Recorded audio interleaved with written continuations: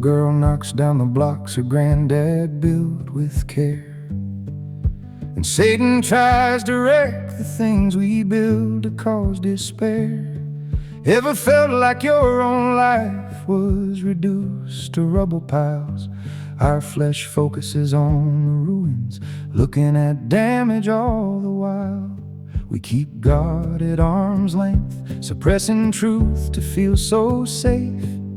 Trapped inside our brokenness, afraid to seek His face. But God was working during the exile, waiting for His time. They built the altar first to start in worship so divine. God's gracious hand orchestrates His perfect timing to restore the ruins of our lives. Gracious means agreeable, pleasant, excellent, and good. The same word from Genesis when creation stood. His invisible open hand moves visible realities. 13 years before, a king stopped building by decree. Yet God worked through pagan kings to accomplish His own will. Long before Nehemiah asked, the Lord was working still. Be mindful of God's goodness, do not forget His grace. God used an ordinary person for extraordinary purpose in this place. True restoration requires a restorer who will rebuild our lives.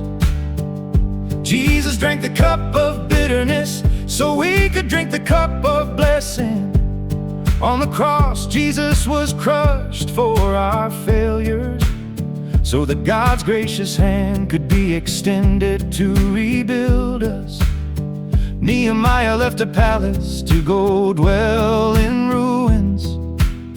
Jesus left the glory of heaven to come dwell and die on earth for us. Prayer can be spontaneous, short or silent, God still hears. Like John Knox crying, give me Scotland or I die through tears. Nehemiah sampled wine before the king to test for harm. With the queen beside the throne, God held the monarch's arm. Through it all I've learned to trust and depend upon His word. God's gracious hand empowers us to break free from the paralyzing fear we've heard. We look at the damage, God looks at the design. He is bringing to pass His perfect plan in His own time. The people committed to rebuild the wall with faithful hands, and as soon as they did, the enemy was right there to oppose their plans. We have a tendency to think that we must build to stay in control, but we don't have to fight for control to know the Lord's peace in our soul. Do not forget the blessings that the Lord has given free. His gracious hand is open over you and over me. True restoration requires a restorer who will rebuild our lives. Jesus drank the cup of bitterness so we could drink the cup of blessing. On the cross, Jesus was crushed for our failures, so that God's gracious hand could be extended to rebuild us. Nehemiah left a palace to go dwell in ruins. Jesus left the glory of heaven to come dwell and die on earth for us.